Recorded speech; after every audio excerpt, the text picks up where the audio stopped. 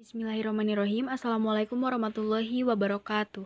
Selamat pagi dokter, selamat pagi teman-teman. Perkenalkan, nama saya Lovika, saya dari grup Lab D. Hari ini saya akan mempresentasikan mengenai analisis kasus yang saya dapat. Saya kedatangan Mr. X berusia 25 tahun, berjenis kelamin laki-laki, datang dengan keluhan utama frequently diare. Dari keluhan utama diare ini, saya dapat menduga bahwa pasien ini mengalami infeksi bakteri. Selain itu, pasien juga mengeluhkan adanya mucoid, watery, and oily stool, atau fesesnya itu encer dan berminyak, namun tidak ditemukan adanya pendarahan di sana. Dilakukan juga pemeriksaan fisik dan didapati hasilnya vital sign itu normal, akan tetapi ada peningkatan dari intestine sound-nya. Dilakukan juga pemeriksaan mikroskopik dengan mengobservasi fesesnya menggunakan Wetmore method dan didapati hasilnya seperti gambar di samping. Gambar ini menunjukkan bahwa pasien terinfeksi bakteri Giardia intestinalis. Dilakukan juga pemeriksaan darah dan didapati hasilnya ada peningkatan dari jumlah eosinofil. Selanjutnya kita berkenalan dengan bakteri Giardia intestinalis ini. Jadi Giardia intestinalis ini merupakan bakteri yang berbentuk tenis atau badminton raket. Untuk bentuk atau permukaan dorsalnya itu dia konveks atau cembung. Sedangkan bagian ventralnya itu konkav atau cekung dengan adanya sucking disc atau organ yang membantu untuk attachment ke mukosanya. Ujung anteriornya luas dan bulat, sedangkan bagian posteriornya itu lancip. Dia merupakan bakteri yang simetris bilateral atau sama di kedua sisinya, memiliki 2 nuklei serta 4 pasang flagel, dan dia mempunyai 2 bentuk. Ada bentuk kista dan ada bentuk tropozoid. Bisa dilihat di gambarnya. Untuk di bagian atas, gambar atas itu menunjukkan bentuk kista atau bentuk infectiousnya. Dia berbentuk oval dengan 4 nuklei dan memiliki dinding yang sangat kuat dan tebal. Tujuannya agar dia bisa bertahan hidup di lingkungan luar. Sedangkan bagian gambar yang bawah itu tropozoid atau bentuk patologiknya. Dia berbentuk pear shape atau juga oval, ada yang menyebutnya oval. Dan dia memiliki sucking disc dengan 8 flagel, 2 di ventral, 2 di caudal, dan 4 di lateral. Untuk hostnya atau untuk inangnya biasanya dia tinggal di manusia dan hewan. Hewan itu bisa berupa babi ataupun monyet. Sedangkan untuk habitatnya dia 80% ditemukan di air mentah seperti di danau, di sungai, di kolam, sedangkan 15%-nya ditemukan di filter water.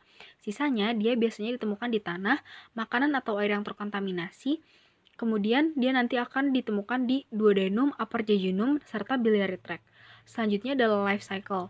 Jadi perlu diingat sebelumnya bahwa bentuk kista ini adalah bentuk yang sangat bertanggung jawab dalam transmisi dari bakteri Giardia ini.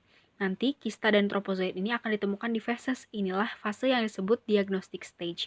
Untuk stepnya, jadi pertama, kista itu kan tadi seperti dimention sebelumnya bahwa dia bentuknya kuat dan keras. Dia dapat bertahan hidup di lingkungan luar dan menjadikan habitatnya atau air ataupun makanan menjadi infectious. Kista ini nanti bisa ditransmisikan secara fekal oral. Nah, setelah dia ditransmisikan atau tertelan, dia nanti akan masuk ke usus halus dan akan melepaskan tropozoid. Setiap kista akan mengeluarkan 2 tropozoid. Tropozoid ini kemudian nanti akan membelah diri secara longitudinal dan akan menetap di proksimal lumen usus halus dengan cara menempelkan tadi sucking disc-nya pada mukosa. Kemudian setelah dia menempel akan melakukan encystation atau proses pembentukan kista. Dan ini akan terjadi saat dia akan masuk ke kolon. Perlu diingat lagi bahwa kista ini sangat infeksius apabila sudah ada di feses, sehingga dia sangat mudah untuk proses transmisinya dalam proses menginfeksi ke orang lain. Seperti itu. Nah, selanjutnya adalah simptom apa saja sih yang terkait dengan patogen life cycle. Jadi, simptomnya ini biasanya muncul selama 1-2 minggu. Akan tetapi pada beberapa orang biasanya dia asimptomatik atau tidak muncul. Nah, beberapa simptom diantaranya seperti diare, kemudian adanya feces oily and floating, abdominal cramp, nausea, vomit, dehidrasi, weight loss, itchy skin, dan lain-lain. Selanjutnya adalah laboratory findings yang berkaitan dengan patogen ini. Jadi, tes yang biasanya dilakukan itu menggunakan immunological testing of stool. Kenapa pakai stool? Disebabkan karena bentuk infectiousnya itu tadi disebutkan kista, di mana kista ini banyak ditemukan di stool atau di feces. Maka dari itu, pemeriksaannya lebih sering menggunakan immunological testing of stool. Jadi, untuk stool examination itu ada 3. Yang pertama ada macroscopic examination. Untuk macroscopic examination itu yang bisa dilihat dengan mata telanjang. Dia biasanya ditandai dengan adanya bau tidak sedap, kemudian warna fesesnya pucat, berlemak, dan mengambang di air. Sedangkan ada juga microscopic examination yang membutuhkan mikroskop untuk kita identifikasi. Biasanya dia untuk mengidentifikasi apakah ada atau tidak kista dan tropozoid dengan menggunakan salin dan iodine wet preparation. Dan yang terakhir, kita juga bisa melakukan multiple spesimen. Hal ini dilakukan pada kasus-kasus simptomatik carrier yang biasanya hanya terlihat kistanya saja.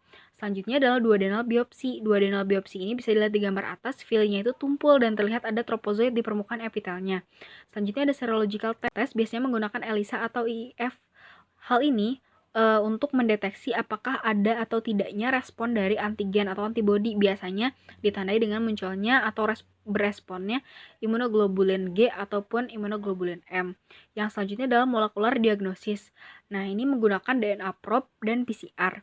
Dan yang terakhir adalah string test. String test ini adalah metode yang non-invasif dengan tujuan untuk mengumpulkan intestinal fluid sample. Bisa dilihat gambarnya di bawah, nanti akan dimasukkan gelatin kapsul. Apabila positif, dia hasilnya seperti lengket, bisa dilihat juga di ilustrasi gambar di kanan bawah. Kemudian untuk patogenesisnya, tadi setelah bakteri itu masuk, kemudian dia akan menetap di duodenum, di jejunum, ataupun di ileum. Kemudian nanti tropositnya itu akan menempel dengan sucking disknya. Kemudian akan terbentuk histological changes atau perubahan dari struktur histologinya dan akan memicu terjadinya inflamasi sehingga terjadilah nyeri di abdominalnya, kemudian disertai juga dengan adanya diare, bloating, nausea, vomit, dan lain-lain. Untuk treatmentnya sendiri, ada beberapa obat yang direkomendasikan. Yang pertama adalah metronidazole. Presentase sembuhnya sangat tinggi, yaitu 90%. Untuk mekanisme of action-nya, dia nanti akan masuk ke organisme, kemudian dia nanti akan menginhibit protein sintesis dengan cara berinteraksi dengan DNA bakteri, sehingga nanti akan terlepas struktur helix DNA-nya yang berujung pada kematian dari bakteri itu sendiri. Yang selanjutnya ada tinidazole. Tinidazole ini merupakan obat antiprotozoal dan antibakterial agent. Dia mekanisme of action-nya itu sama seperti metronidazole, akan tetapi dia lebih efektif dibandingkan metronidazole. Yang ketiga ada nitazoxanide. Dia merupakan obat antiprotozoal yang akan mengganggu pyruvate ferredoxin transfer reaction. Reaksi ini merupakan reaksi yang sangat penting untuk melakukan metabolisme anaerob, sehingga apabila diganggu maka metabolisme dari bakteri itu akan terganggu. Kemudian ada obat alternatif seperti paramomisin, kemudian ada juga quinacrin, dan ada juga furazolidon. Nah, biasanya obat-obat ini tuh lebih sering dipakai di United States. Kemudian untuk regimen obat yang diberikan itu berbeda-beda. Hal ini berdasarkan medical history-nya, kemudian dilihat juga nutritional statusnya dan kondisi imun sistem dari pasien. Kemudian untuk prevention-nya, yang pertama tentunya dari hygiene, dengan cara mencuci tangan sebelum makan, kemudian setelah menggunakan toilet, setelah batuk atau bersin, kemudian jika sedang diare tidak boleh atau jangan berenang di kolam renang umum. Kemudian kita juga harus meminimalisir direct contact dengan binatang. Kemudian kita juga dapat menghindari minuman atau makanan yang biasa dengan mudah terkontaminasi dan hindari untuk menyentuh anus atau rektal area terutama saat anal seks. Apabila kita melakukan anal seks kemudian menggunakan alat kontrasepsi dan menyentuh alat kontrasepsi tersebut, maka kita diwajibkan untuk mencuci tangan untuk meminimalisir terjadinya transmisi bakteri ini. Kemudian setelah BAB juga kita diwajibkan untuk mencuci tangan. Nah, selanjutnya saya akan membahas tentang final concept map. Jadi Mr. X 25 tahun berjenis kelamin laki-laki datang dengan keluhan utama diare. Diare ini disebabkan karena infeksi dari bakteri Giardia intestinalis. Bakteri ini nanti akan masuk ke tubuhnya dalam bentuk kista sehingga pasien dapat didiagnosis mengalami giardiasis. Nah, bakteri ini nanti akan tinggal di gastrik dan intestinalnya. Kemudian dia akan mengeluarkan tropositnya, di mana tropositnya ini akan sucking atau akan menempel di bagian dinding mukosalnya. Kemudian ketika dia sudah menempel akan mengganggu nervous system sehingga terjadilah electrolyte imbalance dan akan terjadi peningkatan dari sekresi air. Selain itu, troposit yang menempel di mukosa juga dapat menyebabkan adanya perilisan dari arginin. Arginin ini dapat mengganggu proliferasi dari epithelial cell. Selain itu, arginin juga dapat mengganggu produksi dari nitric oxide, di mana ketika nitric oxide produksi ini terganggu, maka akan terjadi epithelial cell apoptosis. Ketika sel-selnya mengalami apoptosis atau kerusakan, dan tidak ada proliferasi atau proses pembaharuan, maka akan terjadi histological changes di pasien. Histological changes di pasien ini seperti adanya shortening dari mikrofili, kemudian adanya elongation dari crypts-nya, dan ada juga damaging atau kerusakan dari brush border-nya. Nah, histological change yang sudah disebutkan tadi dapat menyebabkan adanya gangguan dari proses pencernaan sehingga pasien tidak dapat mengabsorpsi makanan dengan baik. Sehingga ketika pasien tidak dapat mengabsorpsi makanan dengan baik ditambah dengan adanya ketidakseimbangan dari elektrolit dan sekresi air menyebabkan pasien mengalami watery stool atau fesesnya itu menjadi cair, menjadi lebih encer. Dan karena pasien itu tidak bisa melakukan pencernaan dengan baik, maka tubuh itu terus berusaha untuk mencerna makanan secara semestinya sehingga terdengar adanya peningkatan dari intestine sound atau dari bowel sound. Kemudian histological changes ini juga selain dapat mengganggu proses pencernaan, dia juga akan memanggil mediator-mediator inflamasi. Nah, sehingga salah satu bentuk protektifnya adalah dengan meningkatkan sekresi dari mukus sehingga ditemukan pada pasien adanya mucoid stool atau fesesnya itu seperti atau berlendir. Nah, karena adanya watery stool atau feses yang encer ditambah dengan adanya mucoid stool atau fesesnya berlendir, maka pasien mengalami keluhan utama yaitu sering mengalami diare. Selain itu, inflamasi juga dapat menyebabkan peningkatan eosinofil saat tadi dilakukan pemeriksaan darah rutin. Ketika troposit ini sudah menempel di mukosa, dia akan melakukan proses encystation, sehingga kistanya itu nanti akan ditemukan di bagian stoolnya atau di fesesnya, sehingga saat dilakukan pemeriksaan di feses akan terlihat adanya telur-telur dari bakteri ini.